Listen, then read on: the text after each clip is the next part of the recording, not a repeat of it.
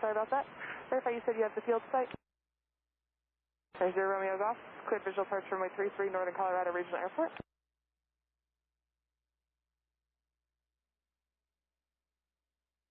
Southwest 1934, climb and maintain flight level 230, contact Denver Center 133.905.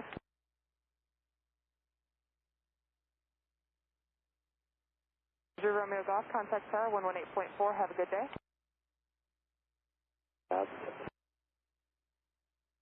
Delta 2376. 199er Delta, we're about 7 to the southwest of Fort Collins, 8,500. Sky have 119er Delta, Denver approach, Clark 0404 ident. Southwest 2130, climb and maintain, flight level 230. Denver, Southwest 2254, pass 260, descending via the ski 34 right transition. Southwest 2254, Denver approach, good afternoon. You can change your runway, select the visual 35 is left, I'll check it for you, no need to reload the run. Alright, expect vectors 35 left, Southwest 6264. Central aircraft, Denver Bravo information X-ray now, turn, Denver altimeter 3021. Southwest 6861, contact Denver Tower on 133.3, take care. Southwest 2254, descend and maintain 15,000 feet of your discretion. Southwest 2254. Southwest 203, Denver Airport is at your 2 o'clock and 21 miles. Port Denver altimeter 3021. To join your final, clear for the visual approach, runway 35 left. Clear visual 35 left. Delta 2376, turn left heading 080, going to maintain 8,000. 5.12. 125-120. November 8 Golf Tango, descend and maintain 10,000.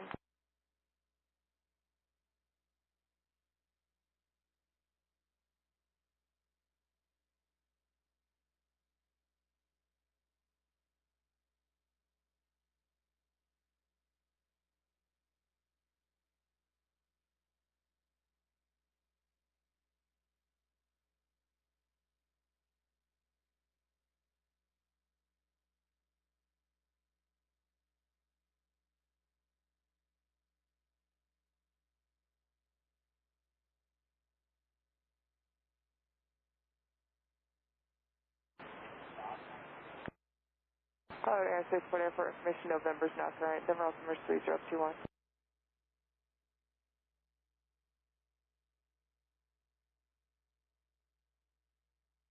Delta 2376, airport, that's your 10 o'clock and 12 miles. Delta 2376, turn left heading 010 to join final, clear for the visual approach, only 34 right. 34 right, Delta 2376. Southwest 2264, flighting 070, approach. 54.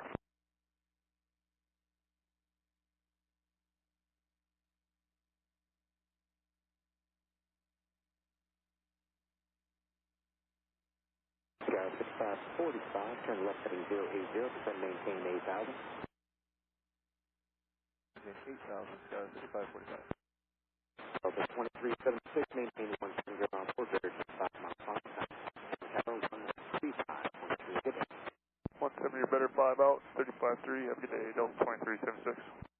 Delta 2225, 6190, that's descend maintain 9,000. Flight to 190, then descend to 9,000, Delta 2225.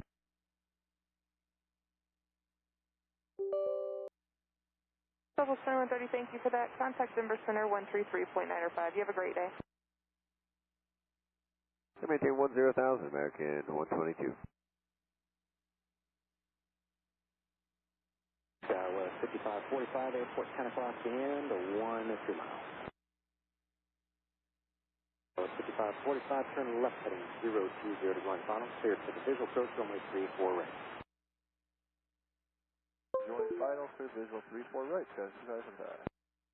Southwest 203, traffic off the left-hand side, turn inbound with hello, regional jet, contact Tower 133. 133.3, and we're looking at it. There he is. We got the driver coming next to us. Thanks.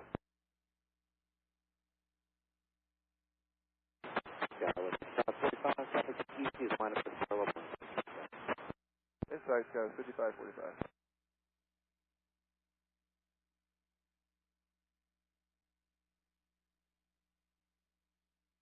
Delta 25, correction, Delta 2225, turn left at 080. Southwest 1948, multiplayer traffic west, either all lined up to parallel contact, 135, correct on 133. 333, South 1948, yeah.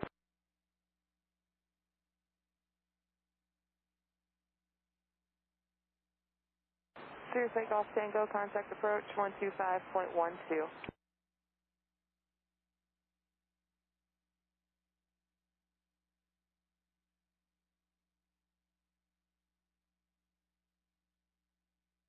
Delta 2225, descend maintain 8,000 above the airport strategy, 10 o'clock, and a 1 July. 225. Thank you, American 122, turn right at 320. 122. Delta 2225, turn left heading at 020 to join 5, cleared for the visual approach, runway 34 right. Visual 34 right, Delta 2225. Tower 45, maintain 170 knots, go 5 mile final, contact Tower 135. 170 to 5 mile final, Tower 35 3. Good day, Sky 5545. And for approach Alaska 616, 267, descending via flat E1, 34 right. Transition, we have exit. Alaska 616, approach, good afternoon, expected RNAV blue runway 34 right, so up speed. Lead to speed, you'll expect the RNAV visual 34 right.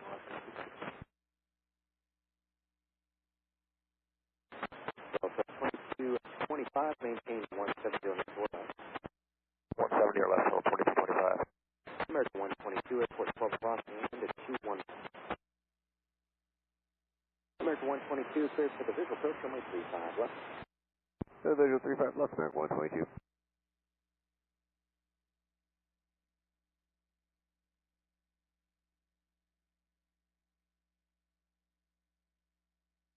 Delta 2225, contact Kevin Tower on 135.3. 35 for Delta 2225, get in.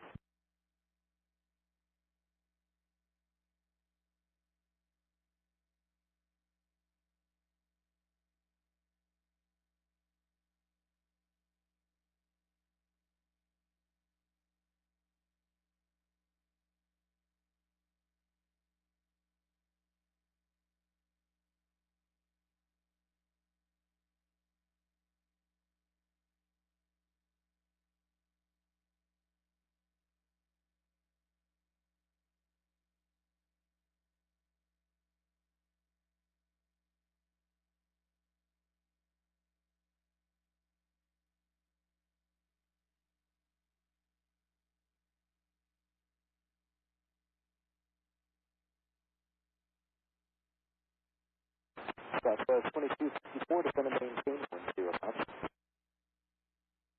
Southwest 2254.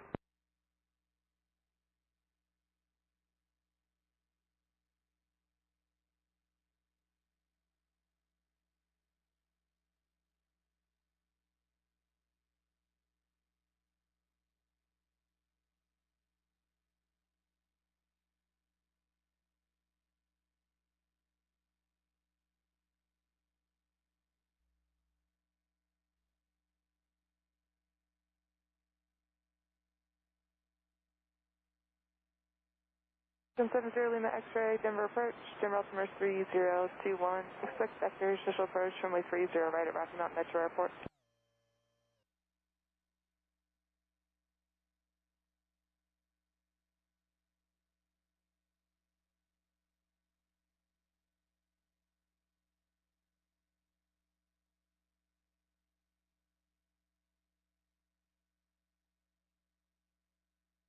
Connected to PilotEdge.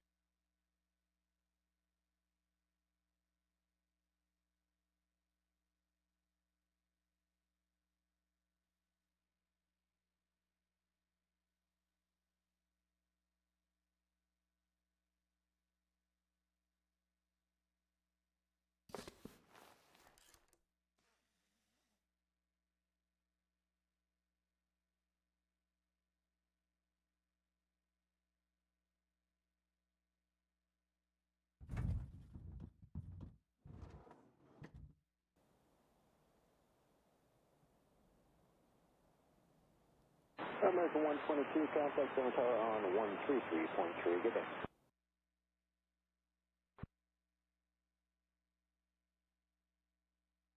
Southwest 2254, turn left heading at 020. 1020, Southwest 2254.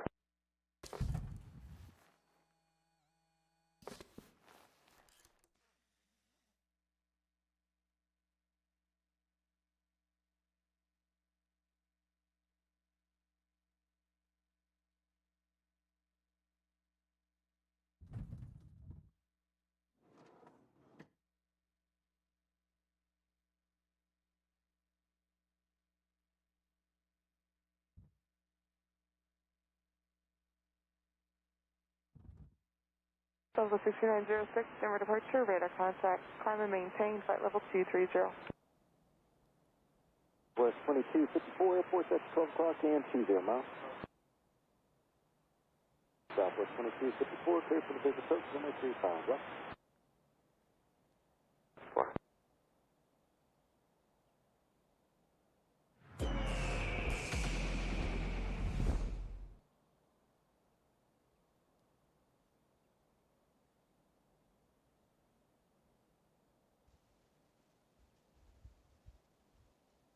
Archer 810.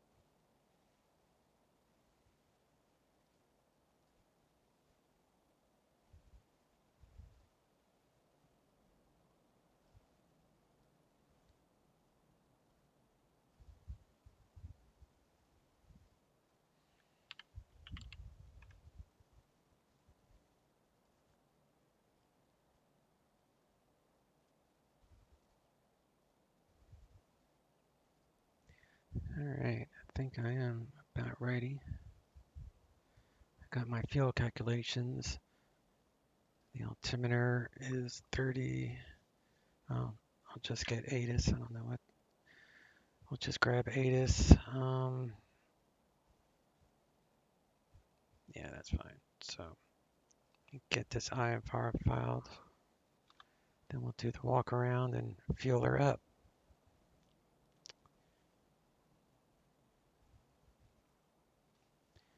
What am I climbing to? Flight level 210. Okay.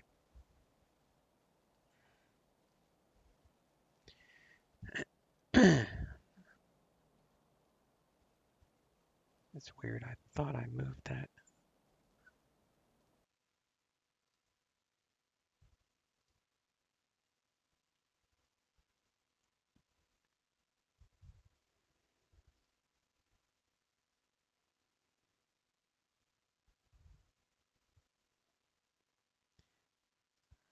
The wings in the truck. Which position was that?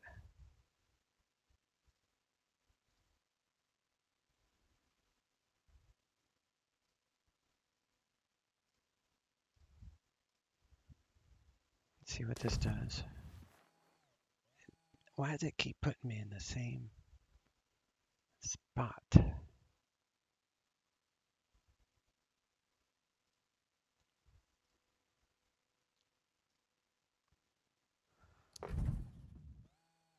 How are they all the same freaking spot?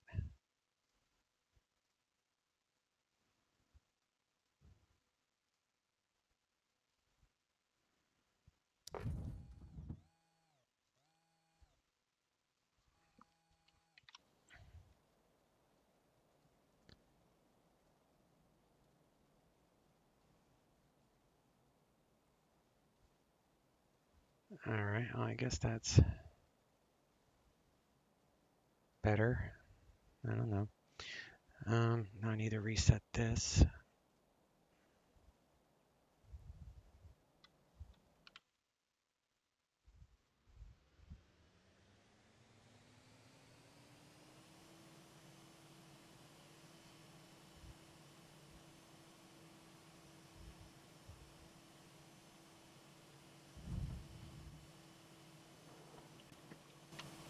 All right, now we're ready. Before I was able to get a parking spot there. I don't know what's going on with it. It's kind of weird. It is what it is. So this is Reno.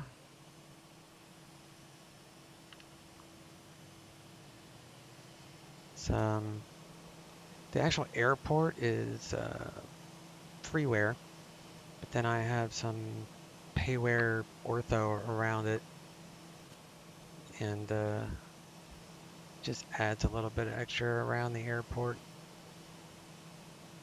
I think it was like $12 or something for landmarks or something like that.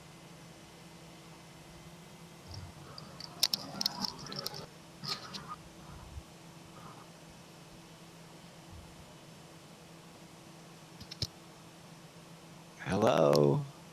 Hey, how you doing there, bud? Good. How are you? Doing good. Just so you know, I am live streaming, so everything you say is being recorded on my live stream. Okay. Okay. Well, I'm in the back seat. Cool. I'm having a cup of coffee. There you go. And I'm enjoying the views. Awesome. Awesome. We're gonna get you loaded up then. Yeah. Maybe I could get a chance to get up and sit next to you in the cockpit if nobody's up there with you. Yeah, there you go. We'll make some room up here on the FO side. Let me see if I can. You're on Twitch, right? Yes. Okay.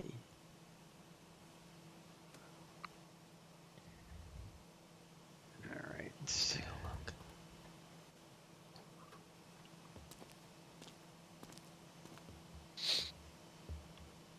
How you doing today? I'm doing pretty good. Wife's The weather's out pretty doing nice some in Florida, right? Oh, it is. It's beautiful. It's like in the low to mid 70s for a high right now, and it's just outstanding weather. It's beautiful. I know, it's so good. What part of the country are you in again? I'm in Florida. Oh, yeah.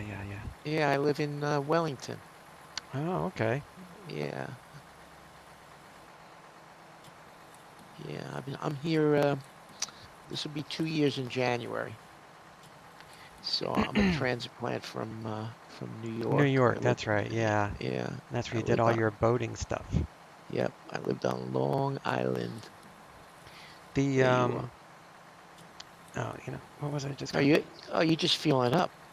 Yeah, I'm just getting started. Yeah.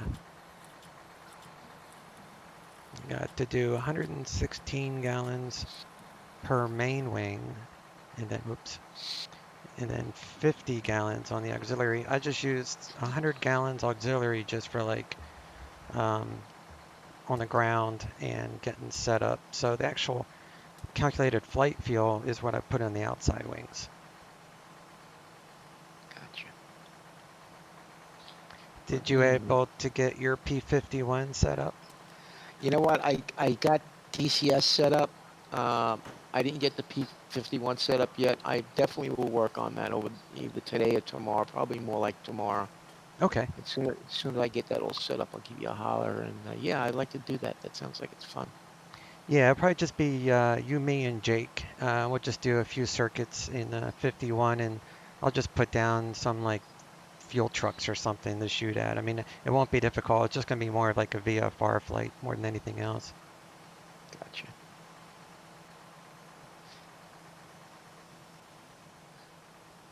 This airplane's beautiful, though, isn't it?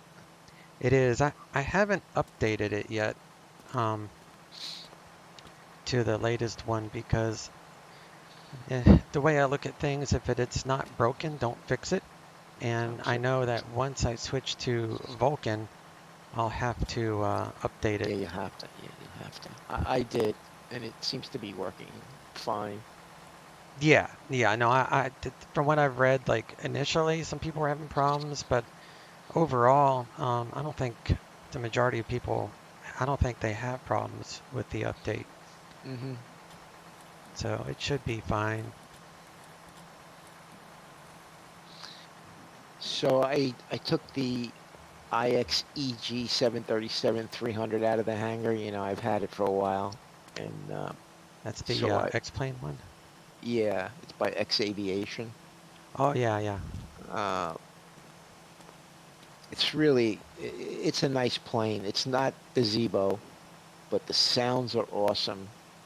I don't know where they get the F-mods from, but I mean, the sounds are incredible. You know, the engine sounds. And the plane, you know, it's complex, but it's not the Zebo. You know, it's very forgiving. You know, if you make a mistake entering something, you know, you're not going to crash.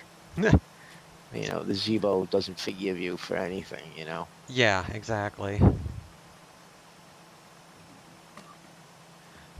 Yeah, it's just that, like, really the only Boeing that I fly is that, because it was like the first payware I ever bought is the 767. Yeah. And I thought about flying that today, but the weather was really nice in this area, so I figured I'd do this instead. I might fly on Vatson tonight using the 767, but that's really the only Boeing that I have. Yeah, if you could fly that, you could fly any Boeing, though. You know, they're all similar. Yeah, the FMC setup is pretty much the same. But the Zebo has a lot more stuff that you can plug in, like, you know, the ISA temps and all that stuff. Mm-hmm. I tried the Zebo. I had a copy of it, you know, months ago, but it's just like they keep updating it. And I wasn't all that impressed at the time. I'm sure it's a lot better now with the vertical navigation. Like, it didn't really hit the restricted altitudes as well as I was used to with like the A320. Mm-hmm. But that's kind of an unfair comparison. Oh my God. Let me mute my microphone. Your wife's home. Where's my stream?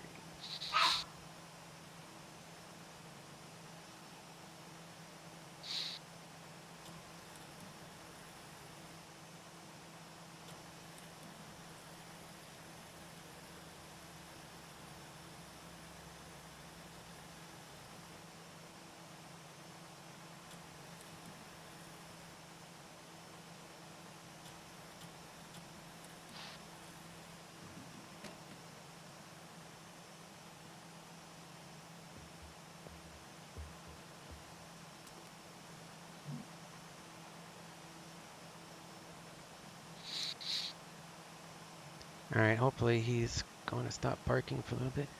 I love my little dog, but God, he has got the most annoying bark. I have two little ones. You know, they make a great alarm system, but sometimes it's, you know. Yeah, it's just so, I mean, like, I know if someone's coming to the door, but the bark is just so high pitch. Yeah.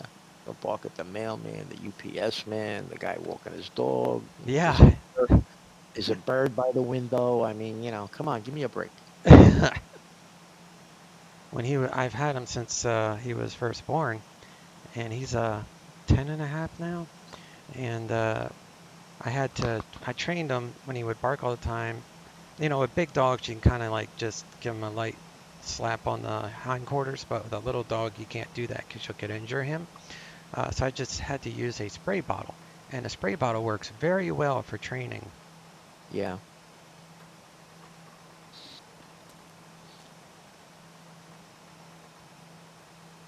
Because he would bark at freaking everything. Now I don't, you know, if he barks, it's because I want him to bark when someone's here, you know.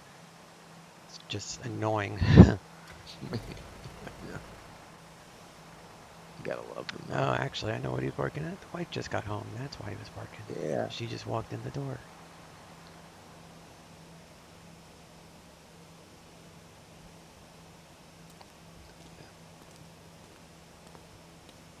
So the Mammoth Lake that I'm going to is a payware made by, I think it's X-Coder or C-Coder. He does all that scenery. His best scenery that no, actually I'm confusing him with a vertical sim, but Xcoder did make this Mammoth Lake, I believe. Is that where you're parked right now? No, I'm at Reno. Oh. I'm gone to Mammoth Lake, which is just a really nice scenic flight into the mountains. The airport is like in this little valley. Has one RNAV approach into it if it was bad weather. Let me write this down. I want to take a look at it. Give me something to fly. Yeah, yeah, it's a. Where are you going out of? K? I'm out of Reno, so RNO, and Mammoth Lake is MMH, Mike Hotel. We got external power, batteries 22. Let's get the battery turned on here.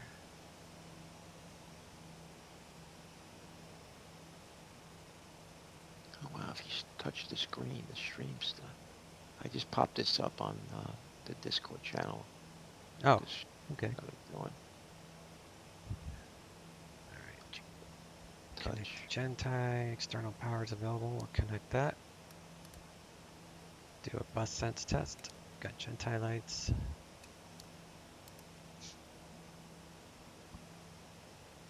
I think the volume's just a tad bit low. There we go. You have the GTN 750, right? Yeah, it looks like it, right? Yeah. Yep, I've been using the GTN with this plane and my Cessna 310. I just don't I don't mind the stock. What is it? 530 GNS I love the 530. I think the 530 works great. Yeah, like I don't see the need to actually buy the Reality XP 530. I just like they're too similar. But the 750 is just outstanding, especially now that they've updated the nav data to where it's only like a year old now. It's only a year old.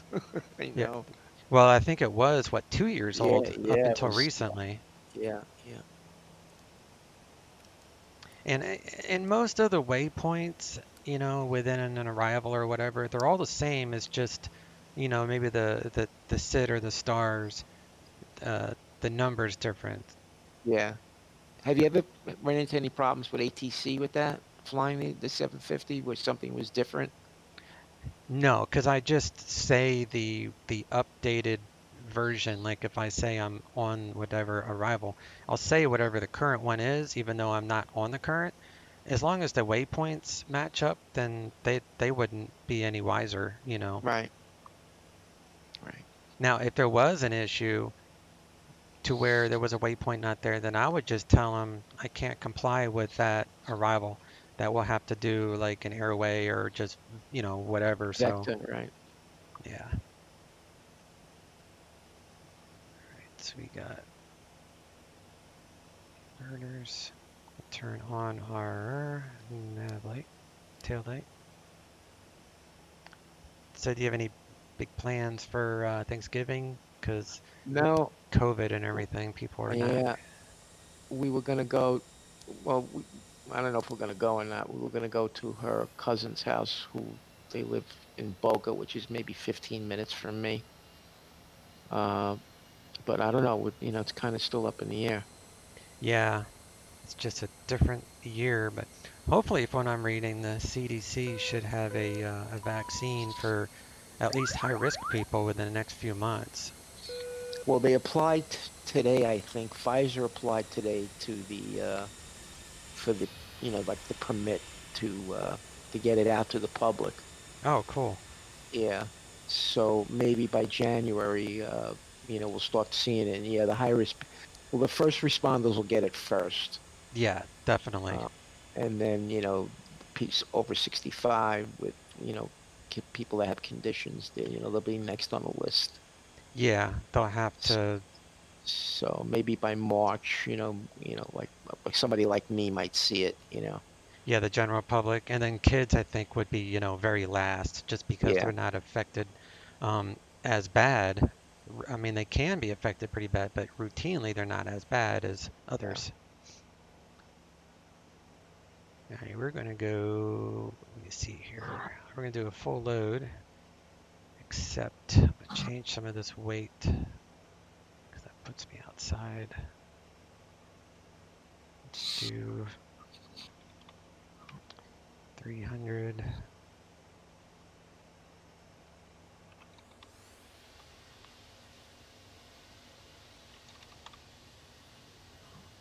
All right, let's try 250.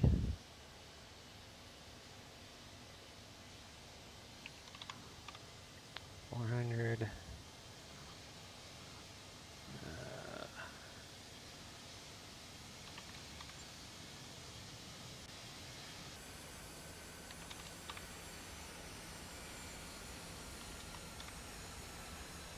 Trying to get these.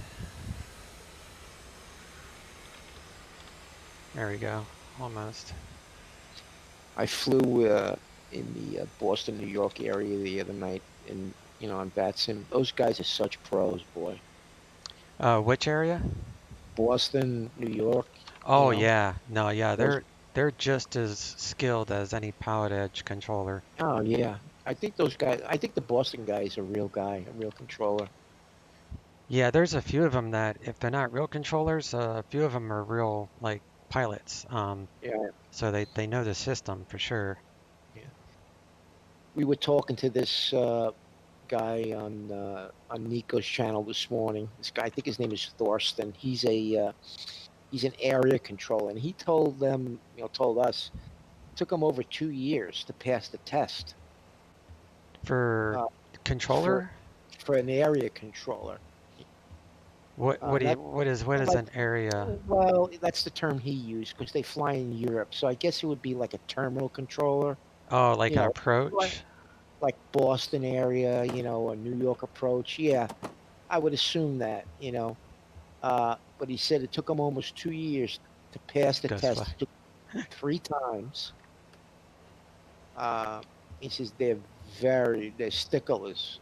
But then you get like, I guess, the kids that maybe they're just tower controllers or ground controllers, because I've listened to them, and some of them are pretty nutty. Yeah. Well, I flew last night with my Allegiant guys. We did a group flight last night, and I flew into Atlanta. And the Atlanta guys were so stressed out that I offered them a Xanax. Yeah. Well, there was some event last night, wasn't there? There was an event into like the Dulles area, I think, Washington. Yeah, exactly. So I didn't fly that far north. I just went to Atlanta. Yeah. I try to stay away from the big crowds. Like I'll use the ATC when it's available, but I try not to use the airports that everybody's going into. I think it had like 200 arrivals or something. You're just going to get holds and all sorts of garbage. Yeah, I watched some of Citation Max this morning. Oh yeah, he's really good. Yeah. He's a real world pilot too, I think. Yeah, he's got a Citation. Yeah. His family owns it. Oh, I thought that was his job. Like he. No, that's his father. His family owns that plane. So does he? So he doesn't fly it for a living? He flies his father around. He flies his mother's got a foundation for dogs. And he flies her all over the country. And his father, I don't know what the father does, but he flies them all over the world. Oh, that's cool. Yeah. So he started out in a Cirrus. He bought a Cirrus, or the father bought it, and they were flying like short stops, whatever. Then he went into I think a Vision Jet from the Cirrus, because it was a logical progression, because everything is basically the same, but you just fly in a jet now. Yeah. Then he bought a Citation, and then they just bought another one. They traded that one and they bought a bigger one. I don't know the models, but yeah. So. Wow, that's living the life right there. Oh yeah. Doesn't have to worry about like a boss, and it still gets to do that. That's awesome. Yep. A lucky dog. Yeah. His mother's been on stream, you know, in the cockpit with him. She's a wonderful woman. Oh, that's cool. Yeah, you know, I haven't seen the father though. I don't, you know, I guess he hides. He doesn't want anybody to know who he is and what he does. Must be very important though, this guy. They live in Yeah. Manhattan. They live in Manhattan, you know, in a, you know, someplace on Park Avenue. Oh, wow. Yeah, serious money. Oh, yeah. Just to live in an apartment, you have to have serious money. You know, he couldn't pay me to live there now. I know, it's crazy.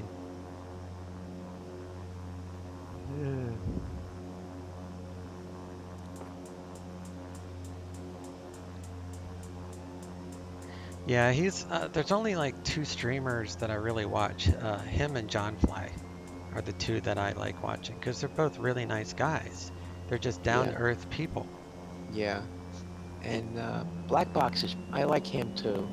Yeah, he's very, very knowledgeable. Matter of fact, I learned a lot of my A320 stuff off of his videos. Yeah, he's good. Yeah, I forgot about him because I hadn't actually watched one of his streams in a while, but he's on my my list. Yeah, my list. Yeah.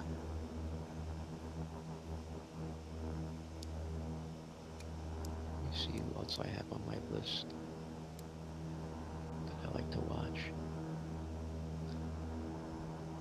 757 Spy. Ever watch him? Yeah, he's like an older gentleman, right? Yes, yes. He's very nice. Yeah, nice he's man. a nice guy to watch too. He's very, very thorough. He has quite the following. Yeah.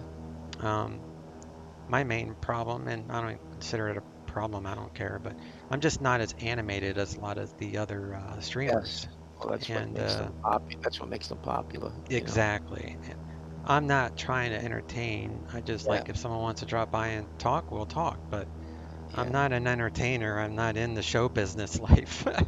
No, your information is wonderful, though. You know, you're spot on. Yeah, and I have a lot more, I guess, following and a lot more comments on my YouTube channel because I break down my YouTube playlist per aircraft.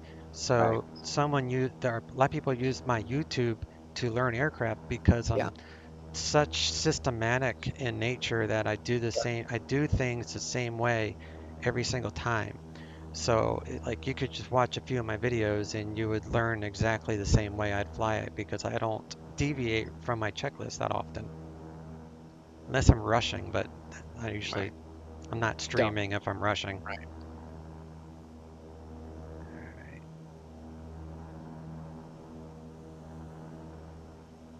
All right, that was engine start checklist. Let's see where I am. Yeah. Get the environment set up over here. Now, what weather do you use? Use active sky or anything like that? I use what is it called? It's FS Global Real Weather, so FSGRW.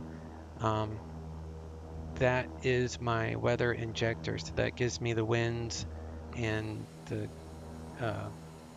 well, actually it does all the weather, but I use let me see, I use this up here. SkyMax Pro is my weather, like it draws. Yep, I have that. I draws everything. And then I have this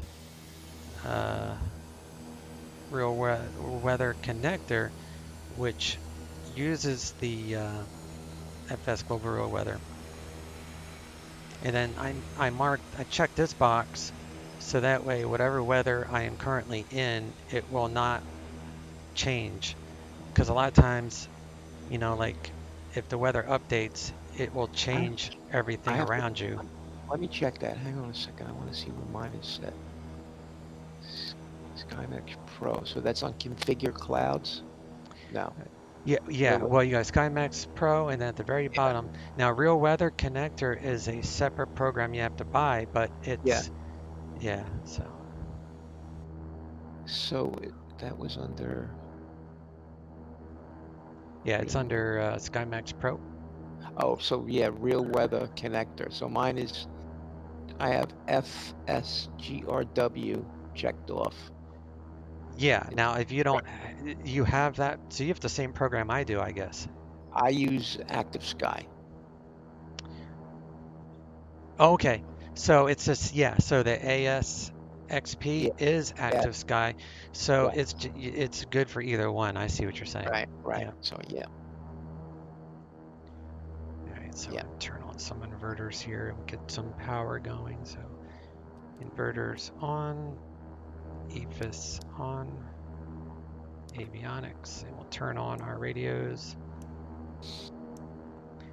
I won't be using the Airfoil Labs GTN mod. I'm going to use this mod that I'm currently using that he updated, because this guy's mod allows you to use one GTN and allows you to use the Collins radios. Both sets of radios, right? Yep. Yeah. I like that.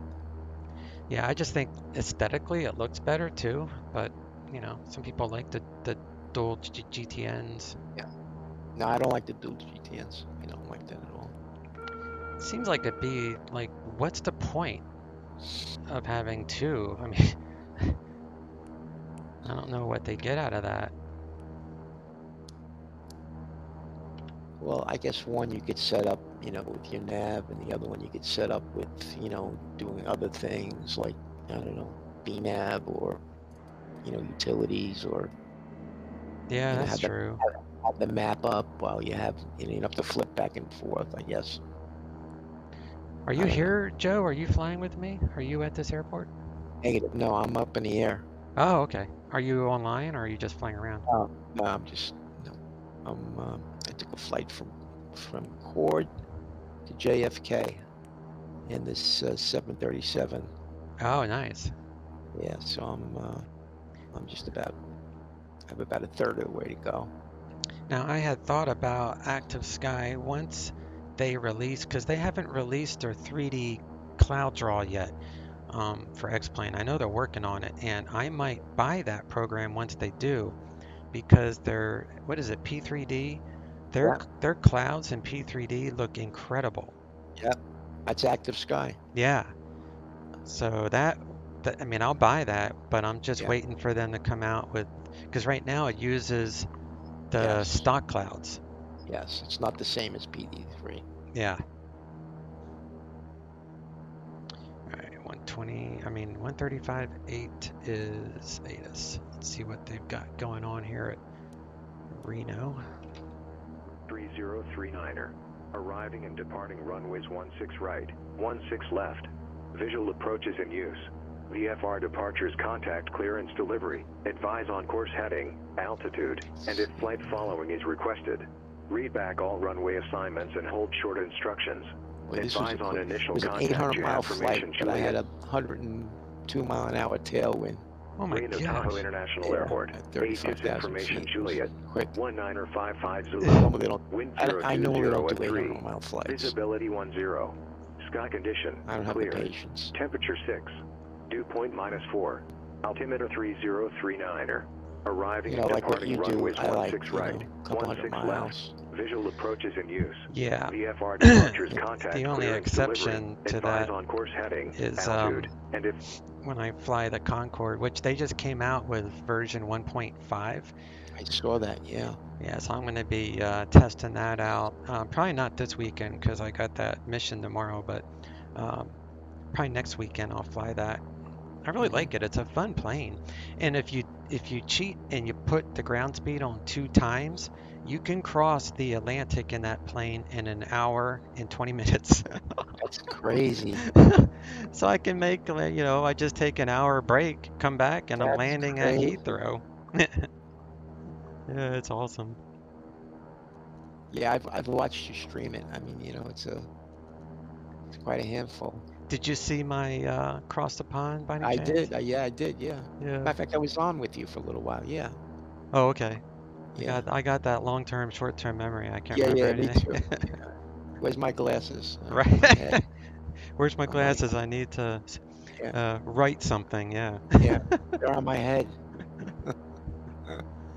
All right, elevation's 4,400, so okay, we're right on the money there. Facing relatively south, so that's good. All right, clearance is 124.9. And ground is 0.9er.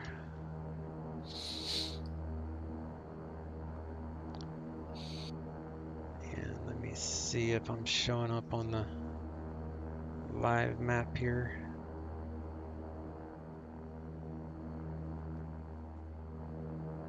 There's quite a few people on today. I guess it's Saturday though, so. Yeah. Is that Russian guy still on PilotEdge? He sounds like he's got a, I don't know if he's Russian. He sounds like he's got a Russian accent. Young guy. You know what I'm talking about? I don't. Yeah. I don't. Because there's two guys that have very strong accents, and it actually makes it to where I can understand their instruction better, which I don't know why is opposite for me, because some people complain in the forums that they're hard to understand, but for me, their accent makes it easier to understand. I don't know, I'm just wired differently, I guess. Yeah, well, no, I get it. You know, I think that their enunciations are more distinct because they are aware of the fact that they have an accent. You know? Yeah. Departure 8 Charlie Bravo. And then there's this one controller that a lot of people think he is a girl because he kind of has like a high-pitched voice. And this one guy kept calling him ma'am when he was getting his clearance. And I was just, and the controller's so nice that he wasn't correcting him, but I know for a fact that you know, he's a guy. Yeah. So Yeah. I came across when I was getting for my taxi clearance, I said, I appreciate it, sir. Then the other guy stopped calling him ma'am after that. Yeah. That's funny. I'm going to get my clearance here and see what happens. Looks like Miss Gwen is handling radios today. She's excellent. Cleared. Yeah. RNAV X-ray runway 31 approach. I wonder if she, like, because she, I think, is like definitely one of the first, if not the first controller for PilotEdge. I wonder if she knows Keith personally, or she just happened to be one of the first that he ever hired or something. I don't know. I don't know how he knows them, you know. But yeah, she was around from day one. Yeah. Jump Street. Yeah. Yeah, she's Mrs. ZLA. Yeah. Yeah. What was Juliet? I think it was Juliet. Yeah, she's very kind, very accommodating. Yes. There's some controllers that just have miles of patience, and then there's some that have seconds. Yeah. So And, you know, honestly, you know, it's a paying learning tool, you know, and they shouldn't be like that. They should not be like that. No, I agree. I agree. They shouldn't.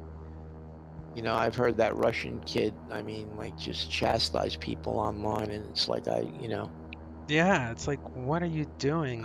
You know, and he would like kind of like say, listen, you can't fly anymore until you take the test, you know, whatever, you know, what do you call those tests? The cat ratings, I think. Yeah, the cat ratings, you know, you can't, you know, I was, you know. And then they'll say, go to the website and look up the pilot ratings and go through them or something like that. Yeah. And amend the altitude, maintain 10,000 for now. Roger, upon reaching 5,000, right turn to 110, vector to Buzzo, and amend the altitude to 10,000, 8 Charlie Bravo. There you go. Sky High 74, do you have a approach request in Livingston? Say again, please, Sky High 74. Approach request for Livingston? So I try to fly in the Western expansion pack on the weekends because the ZLA is just too hammered on Saturdays and Sundays. Mm-hmm.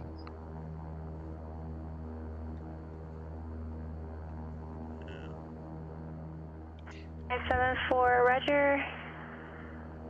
Trying to find my break. Livingston cleared RNAV runway 22 approach. Report inbound procedure turn.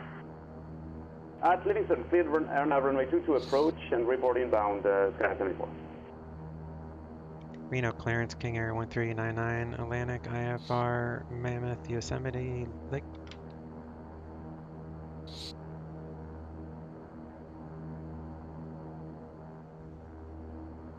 Yeah, Mammoth, Yosemite, yeah.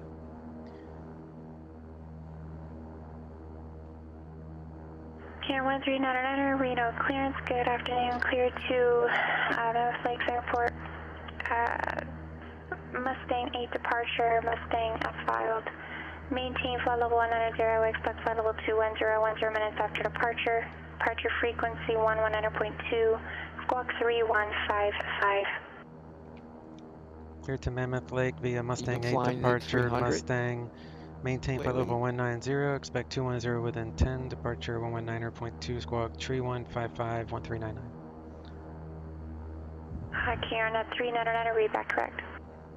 So we got our clearance as filed, so FedEx ground 4333, contact Seattle Center, 135.15. Let me bring up my tablet here, so RNO. 135.35 for 22 Charlie Delta. 22 Charlie Delta, different aircraft. Alright, so ground is 0.9er, towers 18.7.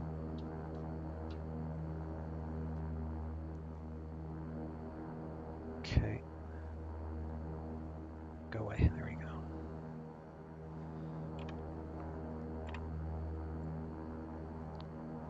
All right. So let's see. FedEx 4333, Seattle Center. Good afternoon. Mustang FMG VOR. And then from there, we're going to do Victor 105. Right, number 8, Charlie Bravo. Call me maintain 13,000. Take us to... Call me maintain 13,000, 8 Charlie Bravo.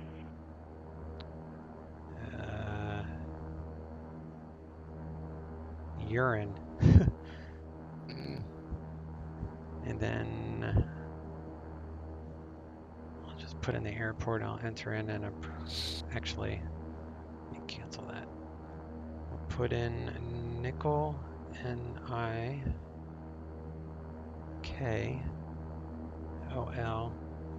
Then I'll worry about the approach because the approach is from nickel, so we're going to go MMH. Then we go back up to the top and I'll program in the procedure, the departure, Mustang 8 departure, and we're going to take off on 19er left.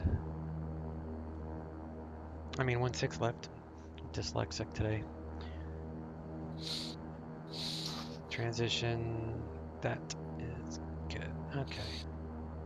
That's good. We're gonna squawk 3155. Leave that on standby. You gonna fly on PilotEdge? Yeah, I'm online now. Oh, if there's like very little do I fly not online because my main enjoyment is the following the rules and doing everything, you know, as close to reality as I can. So there are some exceptions, like when I want to fly into the Caribbean, there's never any ATC on. So times like that, you know, I'll still fly it online. I just won't have any controllers to, you know, to clear me the approach or whatever. Gotcha. So we got heading there. We do an auto ignition check, so we'll put those on. Add some power, and those 4 lights should extinguish, which they did. Go windshield anti-ice to normal. Prop de-ice, hit auto. Prop de-ice is in the green, so that's good. Turn it back off, it goes to 0. Do a surface de-ice test. For that we need full power. And then we do a manual de-ice check. So we press and hold, we'll get a wing de-ice. And then a tail. And what that does, it fills up this boot with air, which would break any ice on the leading edge. There was I learned too, which is kind of an interesting fact, if you're in heavy icing, obviously you want to try to get out of the icing. But if the plane were to stay in the icing for an extended period of time, and if they keep cycling that boot, what will happen is the ice kind of gets like a memory, and it will build ice to match the inflated elevation of the boot. So then it no longer is effective. Wow. So it's good, you know, to break it off right away, but you don't want to, because a plane went down. I read that because of that reason, that it created, like the boot kept, you know, filling up, but it didn't do anything because the ice got used to it, I guess. I lack a better word. Got a memory. Yeah. All right, we'll do a ground idle stop check here. So without moving the throttle, we'll bring this up to about 1500 RPM, and then we'll let go of the switch, and it should go back to idle on its own. I'm not touching the throttle. So that worked. And we'll do an auto feather test. Same thing, except looking for AFX lights. All right, 1500. You got AFX. Right, Charlie Bravo, fly heading 175. Feather to left. Heading 175, Charlie Bravo. And we'll feather the right. Come back over here. All right. And we'll arm the auto feather, which basically the auto feather, from how I understand it, it changes the pitch of the prop so it doesn't create drag in the case of engine failure, if I understand that properly. Yeah. So that way the plane won't, like, all of a sudden yaw, or whatever the word would be, to one side or the other. It will still fly straight even with engine failure. All right, cabin pressure. So we need 500 feet below, so we'll do 3,000. Seattle Center 126.6. 900. 2 Charlie Delta, contact. Then we'll do a check. So we should get about 800 foot per minute descent on this test. Yeah, close enough. It's cabin's pressurized. That's the main thing. And then we're gonna fly to, actually, we're only gonna fly to 210. So we'll set the cabin for our current elevation, which is 44. And then we're gonna land, let me see here, Mammoth Lake, MMH. So the elevation at Mammoth Lake is 7,100, but then you gotta look at, so the 22 Charlie Delta, Mammoth Lake altimeter 3048. Mammoth Lake altimeter is 3030. So we want page 2. So we would add 100 feet for the actual airport elevation. As long as the altimeter stays close to that, that will work. So 100 plus that, so 7,200. So we'll actually be landing higher than our departing elevation. So we're going to set for 7,200 for cabin altitude per the charts, because that will be the elevation and pressure when we land, and then we'll set the cabin rate to 500 feet per minute. So now that that's set, we won't actually have to touch it again, and we're actually cleared to go all the way up to like 28,000 feet if we wanted to with that setting. Right. Plymouth Lakes, I believe, transition as filed, maintain. Do an EFIS test. Flight level 190, expect flight level 31010 minutes after departure. Seattle Center frequency 121.4, squawk 5523. Turn on our taxi, Rico lights, get our current ATIS again. Requested. Read back all runway assignments and hold short instructions. Advise on initial contact. You have information, Juliet. It's still Juliet, nothing's changed. So the weather's good. Do our takeoff performance. Charlie. So the runway length is 9,000. That's 3 back tracks, back Correction, hold for release and advise ready. Runway heading is 166. And it's got all the weather at the top. Cross, So we're going to rotate at maintain flight level 105. 240. Field length required is 5,100. So we got more than enough for a takeoff there. And now I'm going to set the... I could do a reload of the plane and you could get rid of that weird colors, but I'm not going to bother right now. No, I wouldn't do that. That would take too much. 7 Charlie Mike, at Juno, contact Haley Tower. Alright. And I like to monitor guard on COM 2. We'll put the throttle into beta mode.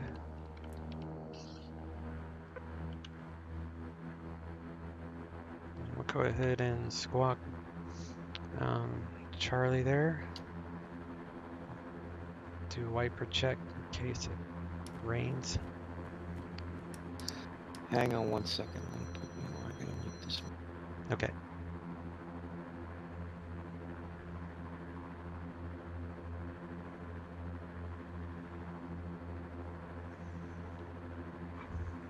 Alright, we're still with Yankee. We are at Atlantic. Reno ground, King Air 1399 Atlantic, currently Yankee radio taxi. 1399 Reno ground, speak in your location. I'm at Atlantic, 1399. Karen 399, thank you, runway 16 left, taxi via Charlie. 16 left via Charlie, 1399. Yeah, it is. Sorry. Oh, you're good. I just got my taxi clearance, so didn't miss much. Sky approach, Sky High 74, 2 more inbound. We'll make a right turn. Say again. Sky High 74, 2 more inbound. Sky High 74, thank you. No traffic observed between you and Livingston Airport. Report out for cancellation of Express Airborne this frequency or on the ground within 5 minutes of landing on 122.2. Change device frequency approved. Good report on 122.2. Thank you, Sky High 74. I wonder how many people fly on PilotEdge every day like I do. There's got to be, because I hear a lot of the same voices. Cessna 7862 November. Yeah, I think a lot of people that are retired or are in positions like me use this as an escape. You know. Yeah. To get you out of the house artificially. November, Flagstaff grounds, runway 21, taxi I call Alpha. it fertilizer for the brain. Yeah. Runway 21, taxi via Alpha, 62 November. Right? It is. It really is. Oops. Let me make sure I don't.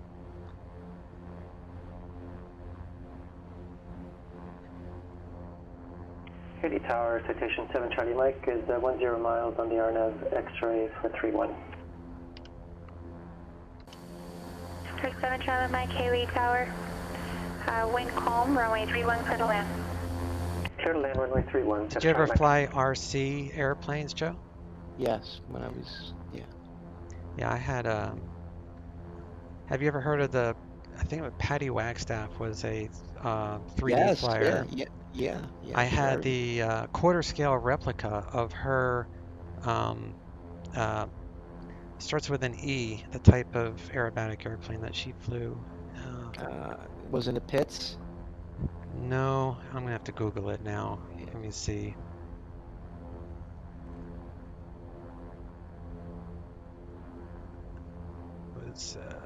When I was really young, I used to fly gas model airplanes with the string. Do you remember that?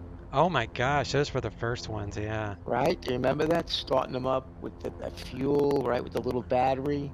Yeah. Oh my God. Oh, it was the Extra 300. That's what it was. Yeah. So I had the quarter scale, you know, the gas engine, and obviously with all that, and that was an awesome plane. It flew really well. I sold it on a day because it was before they switched over to the new radio. I don't do RC anymore, but they changed the frequency type of stuff, so to Right. cut down on Crashing. interference. Like Yeah. I was flying level at the field, and interference made it do it went inverted, and then it started to nosedive. Yeah. And I had full elevator on my controller, and it just like right before it hit the ground, it regained control, and I was able to land it, and I immediately sold it. I had like $3,000 in that plane. We had an aerodrome not too far from where I lived, where these guys would, I mean, it was an actual aerodrome where they would fly these model airplanes with a runway, and it was all set up. It was crazy. Was it a grass strip or actual? Yeah, it was grass. Yeah, it was grass. Yeah, because that's what we had too. It was a grass strip. People were out there with real jets too. Oh yeah. And those jets were like easily $20,000 for a toy. Yeah, yeah. And then I've seen them crash. I'm like, well, there goes $20,000. Could have bought a car. Even if I had that much money, I wouldn't have. I don't know. Maybe I would have. If I had that much money, you know. The guy that, the guy that had it, he was a boat captain. Like, he didn't own a boat, but he was, you know, he was the pilot, I guess, for this rich guy's cabin cruiser. So he made stupid money. 3 minutes, if not off in 3 minutes, advise intentions not later than 5 minutes, change to value frequency approved. But I enjoyed the RC stuff, but then I just had to sell it all, and then I got, you know, into this, which I actually enjoy more than RC. Yeah, this is better. RC, you have to go out there and it's hot weather, and holding short of runway 21. Some days you can't fly because it's, you know, 20 knot winds outside. Ready for takeoff, 62 November. Alright, let me set this. 7862 November, Flagstaff Tower on course approved, runway 21, clear for takeoff. I'm gonna do clear for takeoff, 21. Strobes, landing lights, all that is good. Tower frequencies 18.7, departures 19.2. Let's go the other way. I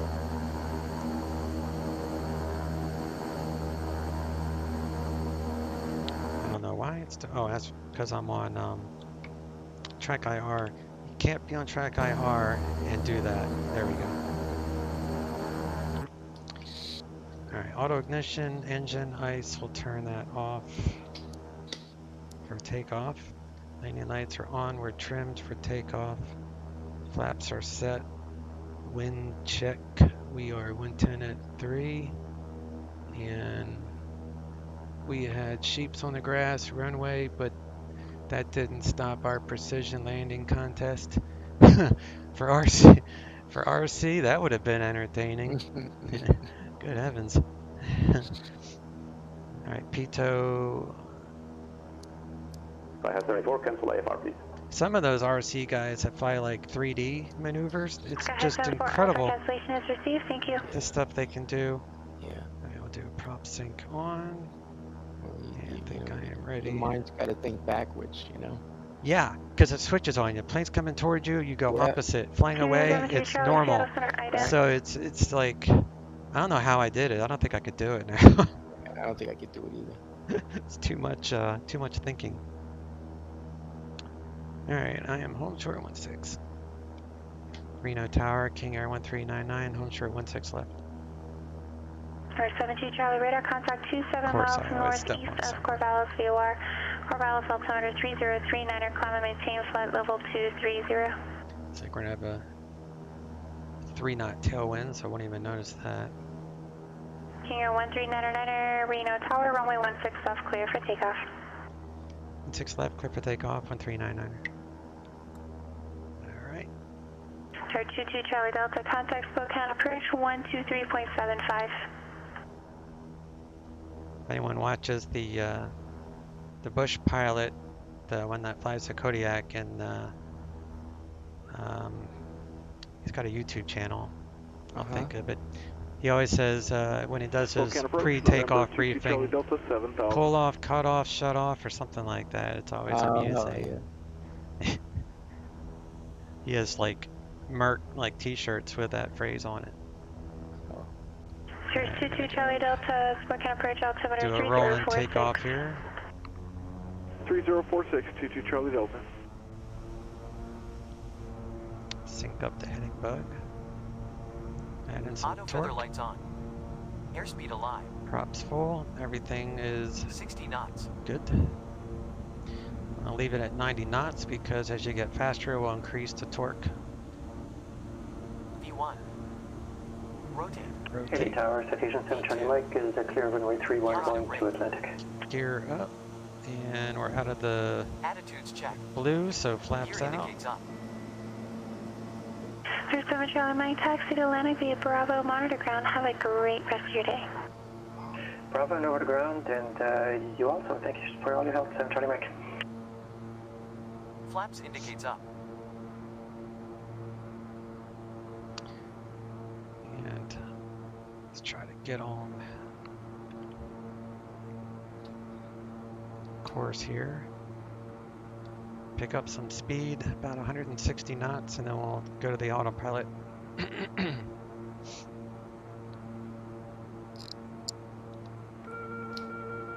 we'll choose climb.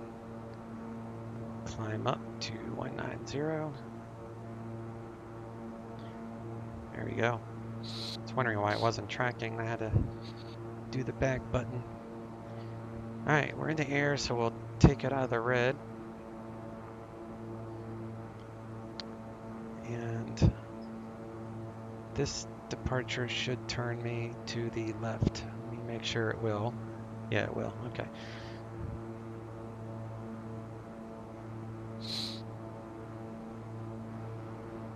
Alright, gears up, flaps are up. We'll keep our landing lights on for a smidgen. A smidgen. Technical words in aviation. Smidget is a small minor correction.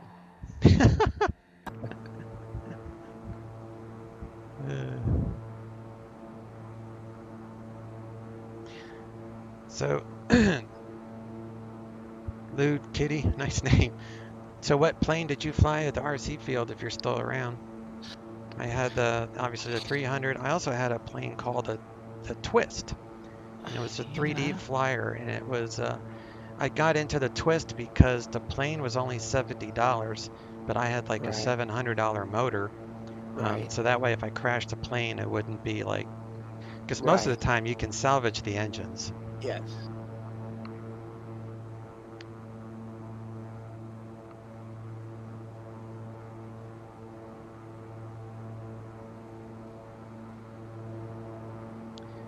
It was a an Icarus C-42B. I don't remember that. I don't know what that is. I'm going to have to Google that.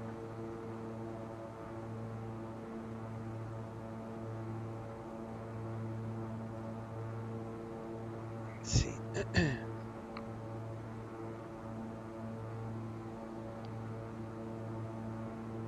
Oh, I see. It's like it looks like a trainer. It's a Germany. It's an aircraft made in Germany. Oh. It looks familiar to like a 150, except smaller actually. I bet that was a handful in any type of wind conditions at the field. Yeah, it's a whole other thing, the wind. Yeah. Remember? Oh, God. The best ones were the one on the strings, though. They didn't go anywhere. You know? Yeah, total. Winds wouldn't matter in those with those, that's for sure. You just go up and down and get dizzy. Yeah, because you had to turn with it. Oh my gosh. Remember those? Those were the best. I remember them, I just never had one. Yeah.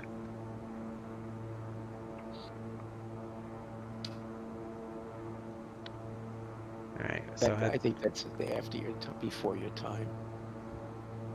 Not too much, because there was people at the field. Well, it was actually before I started flying them. I went to an RC field where I grew up, and there was people there was flying them. Oh, really? Yeah, but that's when I was probably like a teenager. I didn't actually fly them myself until I was in the Air Force, so I was probably 25 when I first started flying those things. I don't think. 399, contact NorCal departure. Over to departure 1399. So 19.2, and that is NorCal. NorCal departure, King Air 1399, Mustang 8, leaving 11,900 for flight level 190. Okay, 1399 NorCal departure, radar contact. Alright, so yeah, I'm okay to fly that. Okay.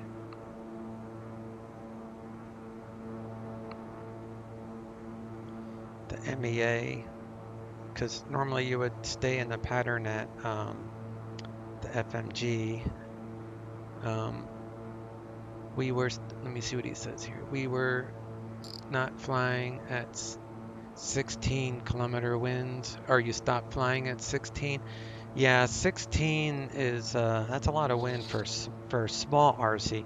Now, if you had like a quarter scale or bigger, then you could handle 15 knot winds without too much of an issue. But yeah, otherwise, if you had a small plane or like a trainer or something, those would just get bounced all over the place.